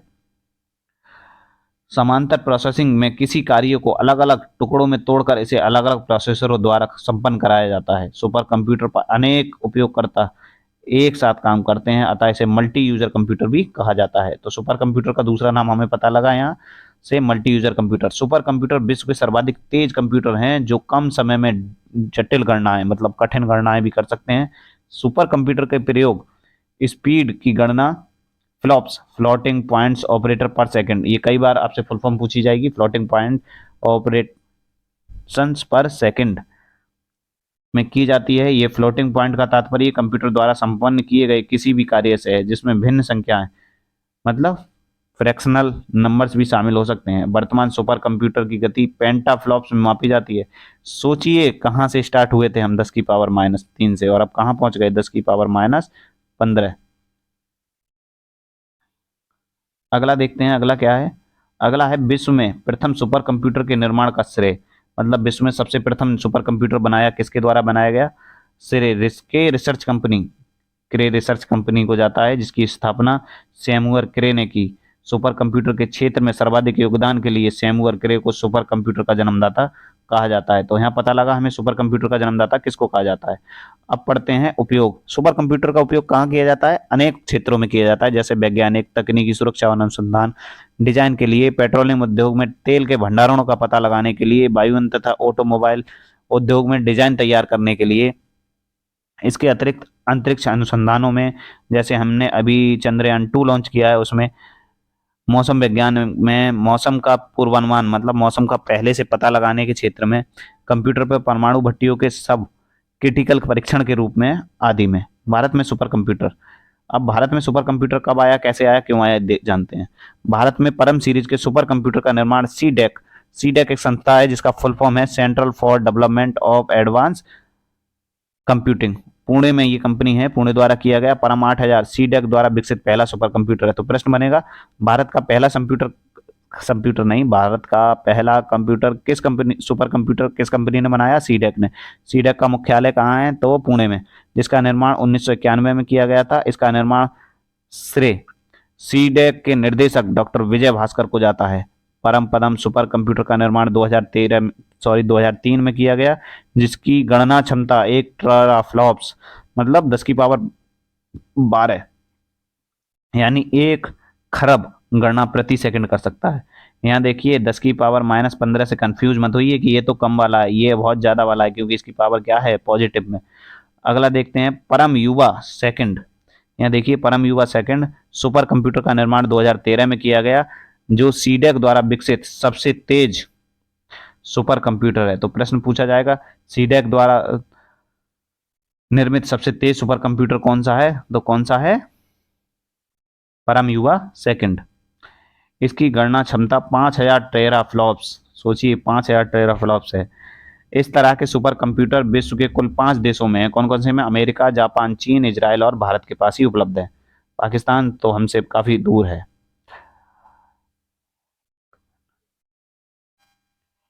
अनुपम सीरीज के सुपर कंप्यूटर का विकास वार्क Bhabha atomic research centre Mumbai द्वारा किया गया।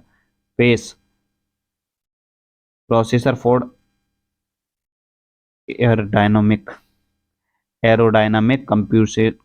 कंप्यूटेशन एंड एवोल्यूशन सीरीज के सुपर कंप्यूटर का निर्माण Anurag advance numerical research and analysis group Hyderabad द्वारा DRDO defence research and development organisation के लिए किया गया। भारत के प्रथम सुपर कंप्यूटर फ्लॉस्पर का विकास नाल नेशनल एरोनॉटिकल लैब बेंगलुरु द्वारा सन 1980 में किया गया। अब रोचक तत्व जानिए। बस चैप्टर की थ्योरी खत्म, अब हमको वन लाइनर पढ़ने हैं, उसके बाद हम ऑब्जेक्टिव लाएंगे। इसी तरह हल्के हल्के हम इस किताब को जल्दी हल कर लेंगे। आईबीएम के डीप ब्लू कंप्यूटर ने शतरंज के विश्व चैंपियन गैरी कस्पोरोव को पराजित किया है। सोचिए आईबीएम कंपनी है, इंटरनेशनल बिजनेस मशीन जिसका पूरा नाम है, उसका एक कंप्यूटर है डीप ब्लू, जिसने शतरंज का जो विश्व चैंपियन है गैरी कस्पोरोव को पराजित किया है। ये 1 सेकंड में शतरंज की कितनी चालें सोच सकता है, 20 करोड़ चालें। आ गया भाई प्रश्न। हाँ, तो अब विभिन्न एग्जामों में पूछे गए, विभिन्न प्रतियोगी परीक्षाओं में पूछे गए प्रश्नोत्तर। कंप्यूटर विकास का जनक किसे कहा जाता है, चार्ल्स बेबेज में। देखो एसएससी में, एसएससी सीजीएल में पूछा गया है, एसएससी जीएल में, सी नहीं लिखा है शायद। IBM का पूरा नाम इंटरनेशनल बिजनेस मशीन। संसार का पहला गणना यंत्र कौन था? तो जो हमने ये चैप्टर स्टार्ट किया था तो तभी वो दिखाए गए थे भाई साहब, अबेकस। विश्व का पहला कंप्यूटर बनाया था चार्ल्स बेबेज ने। विश्व का प्रथम इलेक्ट्रॉनिक कंप्यूटर कौन है? ENIAC। वाणिज्यिक उपयोग के लिए उपलब्ध कराया गया पहला कंप्यूटर यूनिवेक। फिर है स्टोर्ड प्रोग्राम की अवधारणा किसने सोची? मतलब प्रोग्राम को स्टोर करने की जो अवधारणा थी किसने सोची? जॉन वॉन न्यूमैन ने। प्रथम इलेक्ट्रॉनिक अंकीय कंप्यूटर में किसका प्रयोग हुआ? मैंने बताया प्रथम पीढ़ी में किसका प्रयोग हुआ? बॉल्व का या निर्वात ट्यूब का। वैक्यूम ट्यूब भी इसको कहते हैं। पहली पीढ़ी के कंप्यूटर में प्रयुक्त सॉफ्टवेयर की भाषा कौन सी थी? तो पहली पीढ़ी में कौन सी भाषा प्रयोग की गई थी? मशीनी भाषा। हाँ, दूसरी साइड आते हैं, ये देखते हैं कंप्यूटर में प्रयुक्त आईसी चिप किसकी बनी होती है? सिलिकॉन की, जर्मेनियम की। फिर इससे प्रश्न बनेगा कि सिलिकॉन वैली भारत में कहाँ है? तो बेंगलुरु। आईसी चिप का निर्माण सेमीकंडक्टर से किया जाता है। आधुनिक कंप्यूटर का लघु रूपण संभव हो सका किसके कारण? समकालित परिपथ मतलब इंटीग्रेटेड सर्किट चिप्स के प्रयोग से। एक छोटे सिलिकॉन चिप पर ट्रांजिस्टर और अन्य इलेक्ट्रॉनिक उपकरणों द्वारा बने पूर्ण इलेक्ट्रॉनिक सर्किट को क्या कहा जाता है? तो इंटीग्रेटेड सर्किट कहा जाता है। चिप का दूसरा नाम क्या है? मैंने बताया इंटीग्रेटेड सर्किट, एकीकृत परिपथ, जिसको हिंदी में कहते हैं। आईसी का पूरा नाम कितनी बार पूछा है? देखो, इंटीग्रेटेड सर्किट। कंप्यूटर में एलएसआई का अर्थ क्या है? Large scale integration. और एमएसआई का अर्थ क्या है? Small scale integration, SSI. ठीक है। अगला है कौन मस्तिष्क वाला प्रश्न, जहां जैसे ही बने दिमाग में तुरंत क्वांटम कंप्यूटर। मस्तिष्क की कार्य प्रणाली की नकल करने वाला कंप्यूटर कौन है? Quantum computer. अगला है किस कंपनी ने सर्वप्रथम माइक्रो प्रोसेसर का विकास किया? कौन सा? इंटेल ने। कौन सा था? इंटेल 4004। माइक्रो प्रोसेसर चिप प्रयुक्त कंप्यूटर किस पीढ़ी में प्रयोग किए गए? तो चौथी पीढ़ी में। VLSI integrated circuit chip. VLSI का अर्थ क्या है? Very large scale integration. हमने पढ़ा था अभी थ्योरी में, इसीलिए हम तेज पढ़ रहे हैं। अभी हम बता रहे हैं आपको कि अगर आपने थ्योरी अच्छे से पढ़ी है तो फिर क्वेश्चन लगाने में आपको ज़्यादा परेशानी होने वाली नहीं है। कार में लगा गति मापक यंत्र, हमने बताया कार में जो पहले लगते थे वो कौन से लगते थे? एनालॉग। और अब कौन से लग रहे हैं? डिजिटल। अगर ठीक गाड़ी लेते हो आप, या बाइक भी आप ठीक लेते हो अब, जैसे अपाची वगैरह हैं या KTM है, तो उनमें मीटर जो लगे हैं वो डिजिटल मीटर हैं। विशेष रूप से डिजाइन किए गए इलेक्ट्रॉनिक चिप जो किसी अन्य डिवाइस के अंदर लगे रहते हैं, कौन से कहलाते हैं? Embedded computer. मैंने आपको थ्योरी पढ़ाते समय उदाहरण दिया था वॉशिंग मशीन वाला। डेस्कटॉप कंप्यूटर को क्या कहते हैं? पीसी। और पीसी का फुल फॉर्म क्या होता है? Personal computer. किसी कंप्यूटर को आसानी से साथ घुमाया जा सकता है, तो आसानी से साथ किसको लेके जा सकते हैं हम? लैपटॉप को। इनमें से कौन सा उपकरण हैंड हेल्ड डिवाइस कहलाता है? तो हैंड हेल्ड डिवाइस कौन सा कहलाता है? PDA, personal digital assistant. एक ऐसा हैंड हेल्ड कंप्यूटर है जो आपको वेब सर्व करने में मदद करेगा, तो कौन सा होगा? नेटबुक। हमने बताया था अभी। पीसी का फुल फॉर्म पर्सनल कंप्यूटर। एक सुभ्रा मतलब पोर्टेबल निजी कंप्यूटर जो गोद में रखकर कार्य करने योग्य होता है, तो उसको लैपटॉप कहते हैं, नोटबुक कंप्यूटर। यदि किसी कंप्यूटर में एक से अधिक प्रोसेसर एक साथ जोड़कर रन किए जाएं तो इस क्रिया को क्या कहेंगे? Multi processing. विश्व के प्रथम सुपर कंप्यूटर का निर्माण किसने किया? विश्व का प्रथम सुपर कंप्यूटर किसने बनाया? क्रे क्रे क्रे CRC मतलब क्रे रिसर्च कंपनी ने। भाभा परमाणु अनुसंधान केंद्र द्वारा विकसित सुपर कंप्यूटर कौन सा है? अनुपम। ठीक, इधर आ जाते हैं हम। इधर पढ़ लीजिए, कंप्यूटर के विकास में कितनी पीढ़ियां आई? टोटल 5। पहले इलेक्ट्रॉनिक कंप्यूटर ENIAC का आविष्कार किसने किया? JP एकर्ड और जॉन मूचली। अगला है प्रथम कंप्यूटर, देखिए फिर है यहाँ पर प्रथम पीढ़ी के कंप्यूटर में किसका प्रयोग किया गया? दोबारा फिर प्रश्न बन गया। वैक्यूम ट्यूब, निर्वात ट्यूब, कुछ भी कहिए आप। डेस्कटॉप तथा पर्सनल कंप्यूटर का दूसरा नाम माइक्रो कंप्यूटर। आधुनिक डिजिटल कंप्यूटर कौन सी पीढ़ी में? 5वीं पीढ़ी में। अगला देखते हैं, अगला क्या है? सुपर कंप्यूटर में होते हैं हजारों माइक्रो प्रोसेसर। हाँ, हजारों माइक्रो प्रोसेसर होते हैं, तभी तो उसकी स्पीड तेज होती है। सबसे तेज कंप्यूटर जो कम समय में जटिल गणनाएं कर सकता है क्या कहलाता है? Super computer. परम पदम क्या है? एक प्रकार का सुपर कंप्यूटर बताया हमने। भारत में विकसित परम सुपर कंप्यूटर का विकास किसके द्वारा किया गया? CDEC, central for development of advance computing. हमने पूछा CDEC का मुख्यालय कहाँ है? कमेंट बॉक्स में टाइप करके बताना। कौन सबसे बड़ा, सबसे तेज और सबसे महंगा? सबसे बड़ा, सबसे तेज, सबसे महंगा, ये सारे शब्द आ जाए तो सुपर कंप्यूटर। ठीक है। भारतीय वैज्ञानिकों द्वारा विकसित सुपर कंप्यूटर क्या है? तो परम। क्या है? परम। भारत में सिलिकॉन वैली कहाँ, कौन से उसको कहा जाता है? शहर को बेंगलुरु को। भारत ये वैज्ञानिकों द्वारा विकसित सुपर कंप्यूटर परम। अगला है प्रयोग में आसान को कंप्यूटर भाषा में क्या कहते हैं? User friendly. क्या कहते हैं? User friendly. मोबाइल फोन का आविष्कार किसने किया? मार्टिन कपूर ने। भैया ये क्वेश्चन तो बहुत बढ़िया हम जाने इसमें कि जिस मोबाइल को हम चला रहे हैं उसका आविष्कार का प्रश्न अगर कभी बनता है तो अब हम अच्छे से बता पाएंगे कि जो मोबाइल तुम हाथ में लेकर चला रहे हो ये प्राणी, इसका आविष्कार मार्टिन कपूर ने किया था। अब हम बहुविकल्पीय प्रश्न की ओर आ गए हैं जो हमारे एग्जामों में हमसे पूछे जाएंगे। वन लाइनर तो बहुत कम एग्जाम होते हैं जिनमें पूछे जाते हैं और पूछे ही नहीं जाते हैं, लेकिन वन लाइनर के माध्यम से हमारी थ्योरी मजबूत होती है, ये मैं कहूंगा आपसे। हाँ, तो पहले प्रश्न की ओर चलते हैं। पहला प्रश्न है निम्नलिखित में से कौन सी भाषा परमाणु अनुसंधान केंद्र द्वारा विकसित की गई? तो ये थी अनुपम। कौन सी? अनुपम। कौन सी? अनुपम। भाषा नहीं है, भाभा। परमाणु अनुसंधान केंद्र द्वारा विकसित सुपर कंप्यूटर क्या है? अनुपम। ठीक है। दूसरा है डिजिटल कंप्यूटर विकसित किया गया। डिजिटल कंप्यूटर को किसने बनाया? यूएसए ने। किसने बनाया? यूएसए ने। डिजिटल कंप्यूटर किस पे काम करते हैं? तो द्विआधारी पद्धति जिसको हम बाइनरी सिस्टम कहते हैं, इसके विकास में अमेरिका का सर्वाधिक योगदान है। तीसरा प्रश्न है वह आदमी जो कंप्यूटर का जनक समझा जाता है, बाकी सबको छोड़ दो और सिर्फ चार्ल्स बेबेज को पकड़ो। ठीक है, चार्ल्स बेबेज इसका सही आंसर होगा। कंप्यूटर में प्रयुक्त आईसी चिप किसकी बनी होती है? अरे बड़ा सरल है, सिलिकॉन की। सिलिकॉन नहीं होता तो जर्मेनियम की, और दोनों होते ऑप्शन में तो दोनों सही लगाते, लेकिन अलग अलग दोनों नहीं दिए जाते। बता रहे हैं, अगर दोनों सिलिकॉन और जर्मेनियम दोनों दिए जाते तो एक ही ऑप्शन में दिए जाते। हाँ, अगले पर चलते हैं। अगला प्रश्न देखते हैं, प्रश्न नंबर 5। संसार का पहला गणना यंत्र अबेकस। विकल्प नंबर ए इस प्रश्न का सही आंसर हो जाएगा। छठा प्रश्न है हाइब्रिड कंप्यूटर में प्रयोग। हाइब्रिड कंप्यूटर का प्रयोग कहाँ? हाइब्रिड कंप्यूटर में प्रयोग होता है किसका? देखो, डिजिटल और एनालॉग दोनों कंप्यूटर का जो कॉम्बिनेशन होता है उसको हम हाइब्रिड कंप्यूटर कहते हैं। अगला है माइक्रो प्रोसेसर का आविष्कार किसने किया? तो इंटेल ने। किसने किया? इंटेल ने। कौन सा आया था? 4004। यहाँ पर बताया भी गया है, देखो। आईबीएम क्या है? आईबीएम क्या है? एक कंपनी है। क्या है? एक कंपनी है। आईबीएम देखो यहाँ डिटेल में बताया है कि आईबीएम एक इंटरनेशनल बिजनेस मशीन एक कंपनी है जिसे प्रथम कंप्यूटर मार्क 1 एवं प्रथम माइक्रो कंप्यूटर के निर्माण का श्रेय जाता है। वर्तमान पीढ़ी के कंप्यूटर प्रयोग किए जाते हैं। वर्तमान पीढ़ी के जो कंप्यूटर हैं प्रयोग क्या किया जाता है उनमें? यूएलएसआई का फुल फॉर्म आप हमको बताएंगे। फिर अगला है संसार का पहला प्रोग्रामर किसको माना जाता है? लेडी एडा गस्टा। हमने बताया इनको, और किसका श्रेय जाता है? इनको कंप्यूटर की माता भी कहा जाता है। अगली पीढ़ी के कंप्यूटर में क्या प्रयोग किया जाएगा? एआई मतलब आर्टिफिशियल इंटेलिजेंस। घरों और व्यक्तिगत उपयोग में होने वाली पीसी का वास्तव में है, मतलब ये जो घरों में प्रयोग करते हैं हम कंप्यूटर पीसी, ये वास्तव में कैसे कंप्यूटर है? तो ये वास्तव में माइक्रो कंप्यूटर के उदाहरण है। कैसे? माइक्रो। फिर है द्विआधारी पद्धति मतलब बाइनरी नंबर सिस्टम का प्रयोग करने वाले कंप्यूटर को क्या कहते हैं? Digital computer. अभी तो इससे पहले के प्रश्न में पढ़ा था। कौन मस्तिष्क की सीमा मस्तिष्क की जो कार्य प्रणाली है उसकी नकल करेगा? Quantum computer.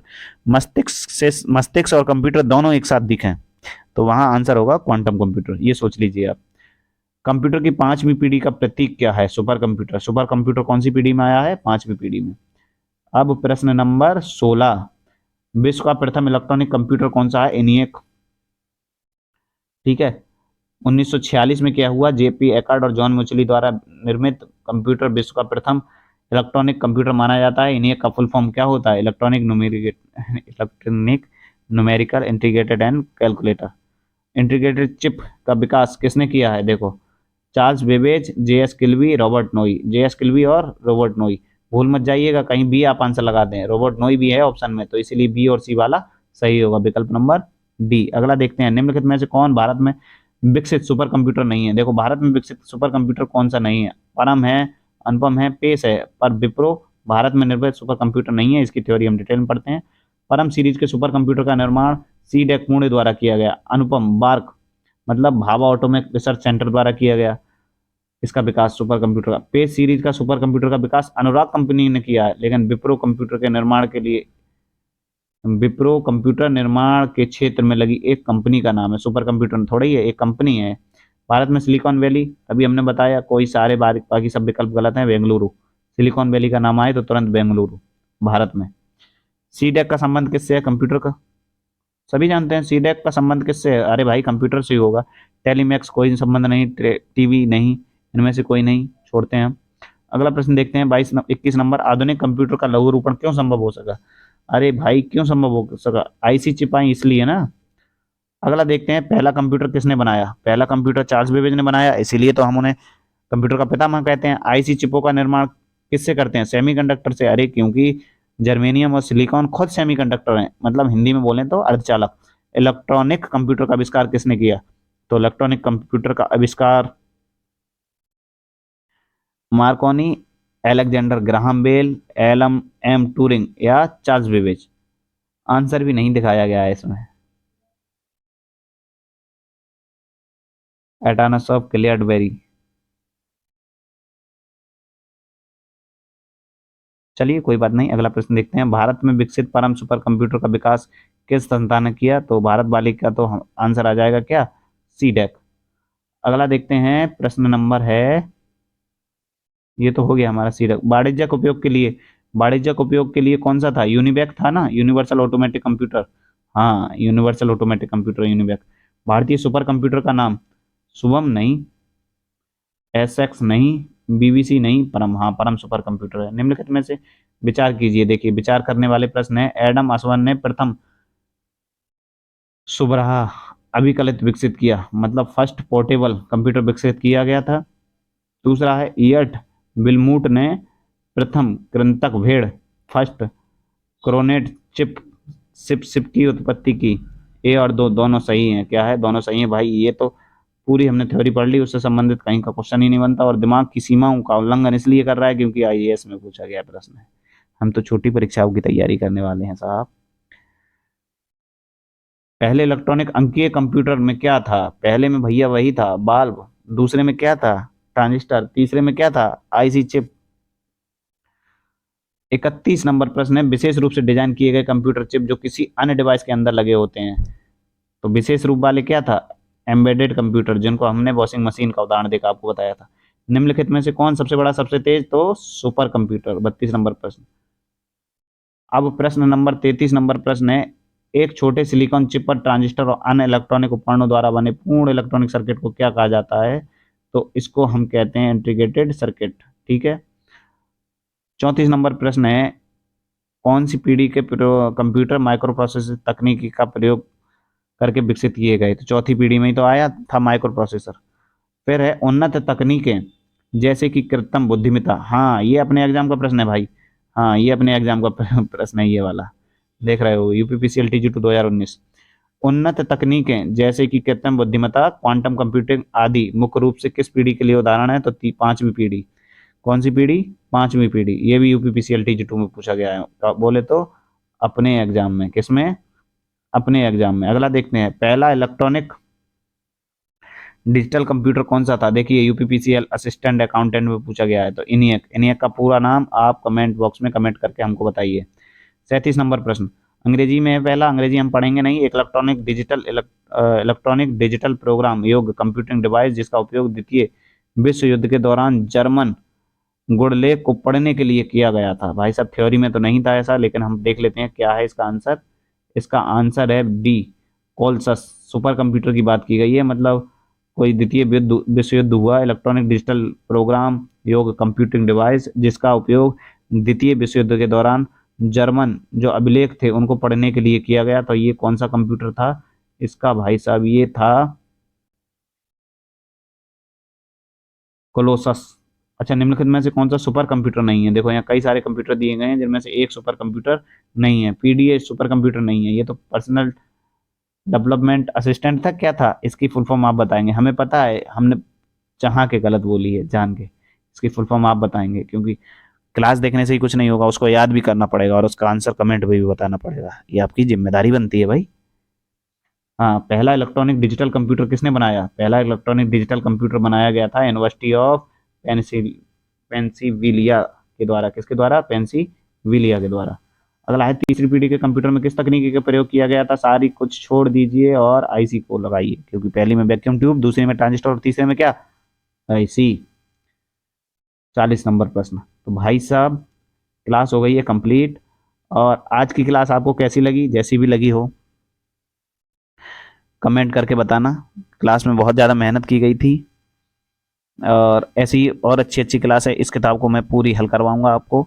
अगर आपके कमेंट पॉजिटिव आते हैं तब भी और नेगेटिव आते हैं तब भी, मुझे उम्मीद है कि अच्छे लोग, पढ़ने वाले लोग अभी दुनिया में मौजूद हैं, मुझे अच्छी कमेंट करेंगे कमेंट बॉक्स में, और यूं ही पढ़ते रहेंगे, अपने माँ बाप का नाम रोशन करेंगे, अपने ज्ञान को बढ़ाएंगे और ऐसे ही किताबों को हल करते रहेंगे। तो चलिए मिलेंगे इसी प्रकार की किसी अगली वीडियो में।